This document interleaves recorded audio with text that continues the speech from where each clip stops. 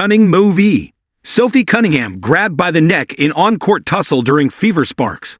They just don't call fouls.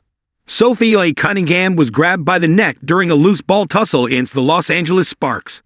And fans have called out WNBA referees who have been accused of not calling fouls against Indiana Fever. The Fever star went to the ground to try to corral a loose ball during the first quarter of her team's 89-87 loss to the Sparks. Los Angeles' Julie Van Loo was then seen pulling down Cunningham's neck while underneath her before the whistle blew. But Cunningham and Van Loo were both all smiles after getting off the floor, as what could have been a heated moment instantly cooled off.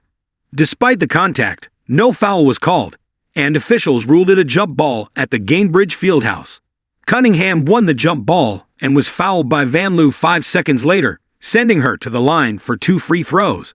She made one, but Van Loo responded 11 seconds later by sinking a 23-foot three-pointer to give the Sparks a 21-20 lead. But fans on social media were left shocked by the first incident. One wrote on X, "They just don't call fouls when people are on the ground." Another said, "The women's game is getting out of control." A third added, "Why don't WNBA refs call blatant fouls?" Cunningham recently went viral for bringing down Connecticut Sun guard J.C. Sheldon by the neck in June.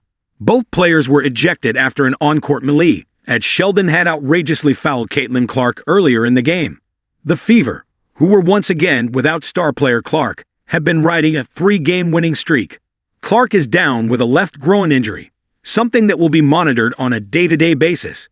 Meanwhile, after the game, the Sparks social media team decided to have some fun at Cunningham's expense.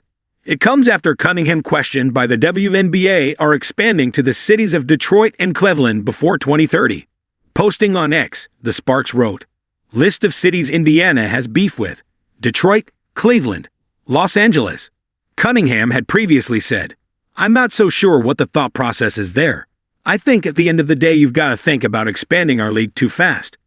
You don't want teams who are going to dominate, and then teams who aren't. I think it's a hard decision to make, but yeah, I don't know how excited people are going to be about going to Detroit or Cleveland." She was then forced to backtrack on her comments. "First of all, I know the history behind the WNBA.